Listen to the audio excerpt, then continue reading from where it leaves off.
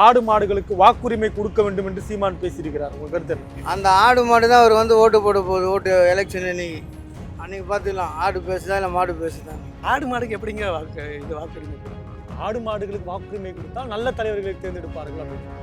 அவர்கிட்ட இருக்கவங்க எல்லாம் ஆடுகள் மாதிரி தான் இருக்காங்க. இப்போ அதை வச்சு அவர் சொல்கிறாரு எனக்கு தெரியும். நம்ம போயிட்டு ஓட்டு போகிற இடத்துல வந்து காலத்துக்கு அமுத்த முடியுமா? எல்லாரும் ஆடு மாடு வச்சு தானே வந்திருந்தாங்க எல்லாருமே காலங்காலமா. அவங்களுக்கு அது தெரியாமல் இருக்குமா? அது ஒரு நல்ல விஷயம் தான். எலெக்ஷன் ஸ்டண்ட் அதை பற்றி நம்ம ரொம்ப கமெண்ட் அடிக்க வேண்டாம். ஆடு மாடுகள்லாம் யார் ஓட்டு அதுக்கு வந்து ஓட்டு போடுமா? அவன் தான் ஓட்டு போடணும். இல்லை இந்த மாதிரிலாம் இருந்துச்சு அந்த மாதிரிலாம் இருந்துச்சு அந்த மாதிரி தான். அது ஒரு நல்ல விஷயம் தான். சில இது சீரியஸாக பேசுகிறாரு, சில இது ரொம்ப ஜோக் ஆகிடுது. தெரிஞ்சவங்க யாரும் சொல்ல மாட்டாங்க, தெரியாதவங்கன்னா சொல்லுவாங்க. இது வேஸ்ட்டு, தேவையில்லாத வேலை இது. இப்போ என்னமோ அப்படி பேசுகிறாரு, அதை தவிர்த்துருக்கலாம். அவர் மாநாடே தவிர்த்துருக்கலாம். மாநாடே வேணாம், மாநாடே தவிர்த்துருக்கலாம் அவர். சென்னை சில்க்ஸின் ஆஹா ஓஹோ ஆடி சேல் 50% வரை தள்ளுபடி.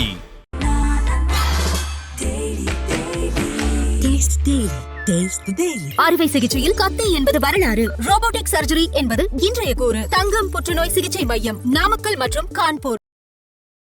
நாம் தமிழர் ஒருங்கிணைப்பாளர் திரு சீமான் அவர்கள் ஆடு மாடுகளை எல்லாம் அழைத்து ஒரு மாநாடு போட்டு இருக்கிறார். அந்த மாநாட்டிலே ஆடு மாடுகளுக்கும் வாக்குரிமை கொடுக்க வேண்டும் என்கிற ஒரு செய்தியை மேடையில் பேசியிருக்கிறார். முதல்ல இந்த மாநாடை மக்கள் எப்படி பார்க்கிறார்கள், ஆடு மாடுகளுக்கு வாக்குரிமை என்கிற செய்தியை மக்கள் எப்படி பார்க்கிறார்கள் என்பதெல்லாம் நாம் இன்றைக்கு மக்களை கேட்டு தெரிந்து கொள்ளலாம். இது கிங் டிவி, நான் உங்கள் தமிழ்மாறன். ஆடு மாடு மாநாடு போட்டு ஆடு மாடுகளுக்கு வாக்குரிமை கொடுக்க வேண்டும் என்று சீமான் பேசியிருக்கிறார். உங்க கருத்து என்ன? அந்த ஆடு மாடு தான் அவர் வந்து ஓட்டு போட போகுது. ஓட்டு எலெக்ஷன் அன்னைக்கு பார்த்துக்கலாம். ஆடு பேசுதா இல்லை மாடு பேசுதான். ஆடு மாடை விற்று அதில் நல்லா இருக்கலாம் அப்படின்ட்டு சீமான் சொல்கிறாரு. அவர் சொல்கிறது எந்த அளவுக்கு செயல்முறையில் படுத்த முடியுமா அப்படிங்கிறத நம்ம பார்க்கணும். முதல்ல உண்மையில் அப்படி செய்ய முடியும்னா அவர் செஞ்சு காமிக்கட்டும். மக்கள் அப்போ அவரை நம்புவாங்க. சும்மா அந்த பேச்சை வச்சு எதிர்கட்சியை ஆளுங்கட்சியை குறை சொல்கிறதுனால மக்கள் ஆதரவு தரமாட்டாங்க எங்கேயுமே. அதை நம்ம தெரிஞ்சுக்கிடணும். மக்களும் எல்லாம் சிந்திச்சு தான் ஓட்டு போடுறாங்க. யாரும் எது சொன்னாலும் அதுக்காக அப்படியெல்லாம் ஓட்டு போட மாட்டாங்க. நீங்கள் சொல்கிறத செஞ்சு காமிங்க, அதுக்கப்புறம் நான் எங்கிட்ட வாங்க. ஆடு மாடுக்கு வந்து ஓட்டு போடக்கூட ஓட்டு இருக்குன்னு சொல்லி கேட்குறீங்களா? அது எப்படி இருக்க முடியும்? இருக்காது தானே. ஆடு மாடுன்றது அதுக்கு எப்படி தெரியும்? நம்ம ஒரு புல்லை கட்டி சாப்பிட்டாதான் சாப்பிடுவது. நம்ம கட்டி வச்சா நம்ம அவுத்து விட்டா போய் மேயும். அது நம்ம போயிட்டு ஓட்டு போகிற இடத்துல வந்து காலத்துக்கு அமுத்த முடியுமா? அமுத்த முடியாதுல்ல. அது வந்து நம்ம தெரியாதா ஒரு தலைமை ஒருங்கிணைப்பாளர் இப்படி பேசுறாரு? அது அவங்கவுங்க சென்ஸ் ஆஃப் நாலேஜ் பற்றி அவங்க இருக்கிற இடத்த பொறுத்து நம்ம பேசுறது. அது நல்லபடியாக போயிட்டுருக்குன்னு நினைக்கிறேன். அவர் எடுக்கிற எல்லா முயற்சியும் நல்லபடியாக தான் போயிட்டுருக்கு. முக்கியமாக ஆடு மாடுகளுக்கும் வாக்குரிமை கொடுக்கணும்னு பயன்படுத்தியிருக்காரு அந்த வார்த்தை. அதுக்கு என்ன காரணம்? அதுக்கு என்னென்னா, இப்போ மலையிலலாம் வந்து மாடுலாம் மேய்க்கக்கூடாதுன்னு சொல்லியிருக்காங்க, ஆடு மாடுலாம் மேய்க்கக்கூடாதுன்னு சொல்லியிருக்காங்க. அது எப்படி இப்போ பண்ணாமல் இருக்க முடியும்? ஆடு மாடு இல்லாமல் யாரும் வாழ முடியுமா? ஃபஸ்ட்டு சொல்லுங்கள் பார்ப்போம். அது காலங்காலமாக நம்ம இருந்துட்டு தான் இருக்குது. அதனால் கண்டிப்பாக ஆதரிக்கிறோம் எல்லாருமே. அதை ஆதரிக்கிறோம், கண்டிப்பாக ஆதரிக்கும், 100% ஆதரிக்கும். ஒரு படி மேலே விமர்சனம் பண்ணுறவங்களுக்கு உங்கள் பதில் என்னென்ன? இதெல்லாம் ஒரு மாநாடா, இது தேவையான விமர்சனம் பண்ணுறவங்களுக்கு உங்கள் பதில் என்னென்ன? இல்லை, எல்லாரும் ஆடு மாடு வச்சு தானே வந்திருந்தாங்க எல்லாருமே காலங்காலமா. அவங்களுக்கு அது தெரியாமல் இருக்குமா? தெரிஞ்சவங்க யாரும் சொல்ல மாட்டாங்க, தெரியாதவங்கன்னா சொல்லுவாங்க. அந்த மாநாடை பொறுத்த வரைக்கும் நல்ல விஷயந்தான். இப்போ அது இருக்கிறதுனால தான் நம்ம வந்து டெய்லியுமான சண்டேயான மட்டன் கடைக்கு இந்த மாதிரி சிக்கன் கடைக்கு போகிறோம். அதனால் நம்ம இப்போ மில்க்கு தயிர் எல்லாரோட நியூட்ரிஷனும் அதில் தான் நமக்கு கிடைக்கிது. அதனால் அது நல்ல விஷயந்தான், தப்பாக எதுவும் இல்லை. அது நியூட்ரிஷனல் எல்லாம் க்ரீன் எவால்யூஷன் தான், ஒரு லைஃப் சைக்கிள் தான். அதுவும் அது ஒரு நல்ல எக்ஸ்பீரியன்ஸாக இருக்கும். நீங்கள் அந்த மாதிரி பாருங்கள். நீங்கள் சிட்டியில் உட்காந்துட்டு நம்ம என்னென்னா பேசலாம். இப்போ நாங்கள் சிட்டிக்கு வேலைக்கு வந்திருக்கோம், இல்லை. ஆனால் இப்போ நம்ம அந்த இடத்துல இருக்கும்போது அந்த என்ஜாய்மெண்ட்டு, அந்த இப்போ அந்த சொல்லும் போது கூஸ் பம்ப்ஸ் ஆகுதுல்ல, இந்த மாதிரிலாம் இருந்துச்சு அந்த மாதிரிலாம் இருந்துச்சு அந்த மாதிரி தான். அது ஒரு நல்ல விஷயந்தான், தப்பே இல்லை. அது போடலாம். எலெக்ஷன் ஸ்டண்ட் அதை பற்றி நம்ம ரொம்ப கமெண்ட் அடிக்க வேண்டாம். எல்லாத்துக்கும் இப்போ நீங்கள் போகிறீங்க, ஒரு மாடு இருந்தால் தட்டி கொடுத்து போகிறோம் போன்னு தான் சொல்லுவீங்க. அந்தளவுக்கு உங்களுக்கும் இருக்கும் இல்லையா? அது மாதிரி எல்லாத்துக்கும் இருக்குது. இது எலெக்ஷன் ஸ்டண்டுக்காக பண்ணுவாங்க, அப்படிதான் பார்க்கணும். எல்லோரும் மாநாடு நடத்துகிறாங்க, நம்மளும் ஒரு இது மாநாடு வாரங்கிற மாதிரி மாநாடு வருஷம்னு சொல்லிக்க வேண்டியது. அதே 4 கால் தானே ஆடுக்கும், மாடுக்கு இருக்கிற 4 கால் தானே ஆடுக்கு.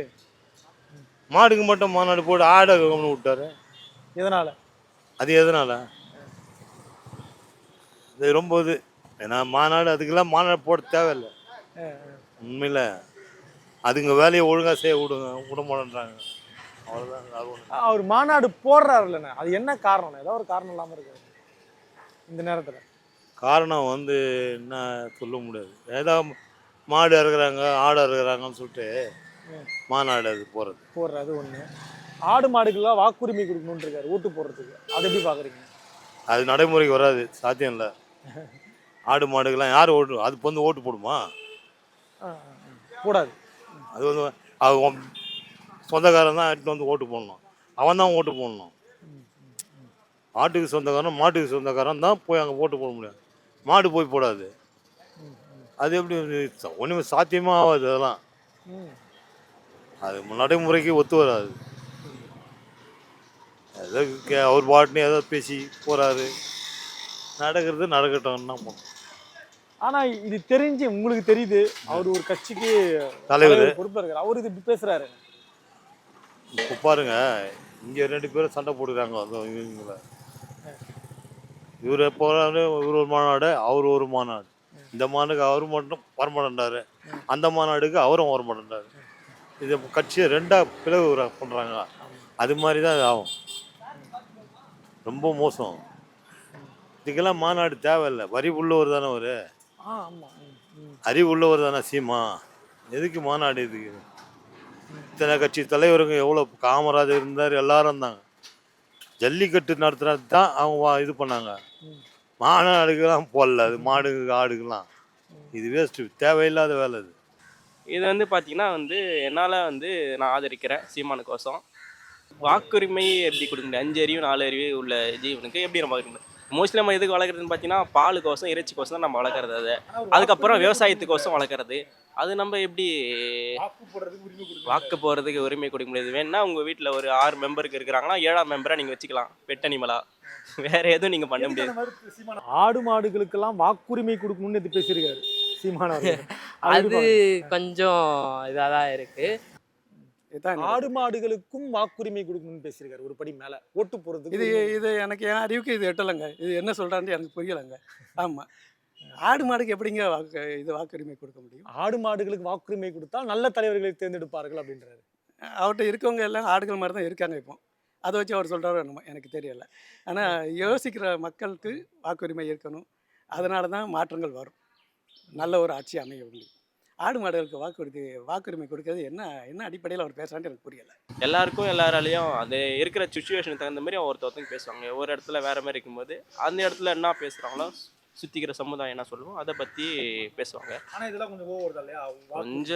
கொஞ்சம் ஓவர் தான். ஓட்டுரிமையெல்லாம் எப்படி இருக்கிற 6 அறிவு ஜீவனுக்கே காசு கொடுக்கும்போது நம்ம போட்டுடுறோம். காசு கொடுக்கும்போது யாரும் நம்மளை அதிகமாக காசு போடுறோம், அவங்கள போட்டுடுறோம். நம்மளுக்கு 6 அறிவு இருக்கும்போது நம்மளுக்கே காசு கொடுத்தா தான் போடுறன்ற மாரி இருக்குது. அவங்க எப்படி 5 அறிவு இருக்கிற வந்து ஒரு மிருகத்துக்கு வாயிலா ஜீவனுக்கு போட முடியும்? இந்த மாதிரிலாம் இருந்துச்சு, அந்த மாதிரிலாம் இருந்துச்சு, அந்த மாதிரி தான். அது ஒரு நல்ல விஷயந்தான், தப்பே இல்லை, அது போடலாம். அதெல்லாம் ஆக்குறதுலாம் சாத்தியமில்லாத ஒன்று. இதுக்கப்புறம் வரலாம் ஆர்டிஃபிஷியல் இன்டெலிஜென்ஸ் மூலிமா ஆட்டு தலையிலையோ மாட்டு தலையிலையோ மனுஷனுடைய மூளையை செலுத்தி ஏன்னா இன்க்ரீஸ்மெண்ட் பண்ணி ரோபோ இப்போ வருதில்ல, அதுமாரி ஏன்னா பண்ணலாம். இப்போ வர 5 அறிவு ஜீவனாலாம் அதை பண்ண முடியும். அது ஒத்துக்கொள்ள முடியாது. அது எப்படி ஒத்துக்க முடியும்? ஆடு மாடுகளுக்கும் வாக்குரிமை கொடுங்கன்றாரு சீமான் அவர்கள். அதை பற்றி அதுதான் எனக்கு சரியாக தெரியல, அது டீட்டெயில் தெரியல. சொல்றாரு ஆடு மாடுகளுக்கும் வாக்குரிமை கொடுக்கணும் அப்படின்னு சொல்றாரு. அதை பற்றி எனக்கு சரியாக தெரியல. ஆடு மாடுகள் தான் நல்ல தலைவர்களை தேர்ந்தெடுக்கும்ன்றாரு. அதை எப்படி பாக்குறீங்க? அது அந்த மாதிரி பேசுறாரு சீமான். நல்ல தலைவர்ன்றது வந்து குடும்பத்தில் இருக்கிறவங்கள தான் அது ஏற்றுக்கும். நீ எவ்வளோ சாப்பாடு கொடுத்து வளர்க்குறியோ அதுக்கு தகுந்த மாதிரி அது பிரதிபலனா எலெக்ஷனுக்கு கொண்டு வராரு சீமான். அது எலெக்ஷனுக்குலாம் செட்டுப்படியாகாதுங்க. அர்த்தமே இல்லாத பேச்சு இது வந்து. அதையும் ஆதரித்து கைத்தட்டி சிரிக்கிறவங்க இருக்காங்க. அதுதான் அவர்கிட்ட இருக்கவங்க அப்படி இருக்கிறாங்க. அதனால் அவர் அது சொல்கிறார், ஆடு மாடுகளுக்கு வாக்குரிமை கொடுங்கட்டு. அவர்கிட்ட இருக்க எல்லாருமே ஆடுகள் மாதிரி தான். யாராவது சொந்தமாக யோசிக்கிறாங்களா? அவர் சொல்கிறதெல்லாம் பொய்ன்ட்டு தெரியுது. அதை பொய்ங்கிறத கூட ரசித்து கை தட்டுறாங்கன்னா அவங்கள நம்ம என்ன சொல்ல? இது பெருவாரியான மக்கள் இல்லை. இதெல்லாம் ஒரு இப்போ சினிமா பார்த்து எப்படி ஒரு கை தட்டுறாங்க அதே மாதிரி தான். இதுவும் அரசியல் கிடையாதுங்க. இது அரசியல் கிடையாது. அரசியலுங்கிறது மக்கள் நலனை பற்றி பேசணும். இவர் என்ன பேசுகிறாரு? அர்த்தம் இல்லாமல் ஒரு இது வரைக்கும் எத்தனை ஏரி குளங்களுக்கு தூர்வாரி இருப்பார். இதுக்கெல்லாம் இன்னும் அரசுக்கு வந்தால் தான் செய்யணும்னு கிடையாதுல்ல. யாருனாலும் செய்யலாம். இவ்வளோ பெரிய கட்சி நடத்துகிறீங்களே, இத்தனை பேர் இருக்காங்க உங்கள் இயக்கத்தில், நீங்கள் செஞ்சு காமிங்களேன். மக்களுக்கு நல்லதை செஞ்சு காமிங்க, மக்கள் உங்களுக்கு ஆதரவு தருவாங்க. சும்மா அர்த்தம்லாம் பேசிக்கிட்டு அதை கை தட்டிக்கிட்டு பொழுதுபோக்கு பண்ணிக்கிட்டு இருக்கீங்க நீங்கள், வேற ஒன்றும் இல்லை. ஒரு படி மேல போயிட்டு ஆடு மாடுகளுக்கெல்லாம் ஓட்டுரிமை கொடுக்கணும்னு சொல்லியிருக்காரு. அது எப்படி அபத்தம். பாக்குறீங்க? அபத்தம். அது அபத்தம். இல்ல அப்படி சொல்றதுக்கு என்ன காரணம் இருக்குன்னு நினைக்கிறீங்க? அப்படி அவர் சொல்றதுக்கு என்ன காரணம்? இல்லை, ஃப்ரம் த பிகினிங் அவருடைய ஸ்டேட்மெண்ட் எல்லாமே ஏடாகூடமாக கமெண்ட் அடிக்கிற மாதிரி தான் இருக்குது. சில இது சீரியஸாக பேசுகிறாரு, சில இது ரொம்ப ஜோக் ஆகிடுது. அது அப்படி அவர் பேசியிருக்க வேண்டாம். ஏன்னா பீங் ஏ ஃபிலிம் டைரக்டர் அவருக்கு தெரியும், வசனம்லாம் நல்லா எழுதினக்கூடிய ஆள். இதை சொன்னால் ரசிப்பாங்க, இதை சொன்னால் கிண்டல் பண்ணுவாங்க தெரியும். இப்போ என்னமோ அப்படி பேசுகிறாரு. அதை தவிர்த்துருக்கலாம் அவர். மாநாடே தவிர்த்துருக்கலாம். மாநாடே வேணாம். மாநாடே தவிர்த்துருக்கலாம் அவர். மாநாடு வரவும் தானே இந்த மாதிரி கமெண்ட்ஸ் வருது, ஸ்டேட்மெண்ட்டு. நல்லா ஹார்ட் ஒர்க்கர் தான், பட் இதை தவிர்த்துருக்கலாம் அவர். அந்த வாக்குரிமையெல்லாம் ரொம்ப ஓவர் தான்றீங்க. ஆமாம், உங்களுக்கே தெரியும், நீங்களே சிரிச்சுக்கிட்டே கேட்குறீங்க. என்ன மாட்டிட்டு இருக்கீங்க? நான் வேலை செய்யறேன். சென்னை சில்க்ஸின் ஆஹா ஓஹோ ஆடி சேல் 50% வரை தள்ளுபடி.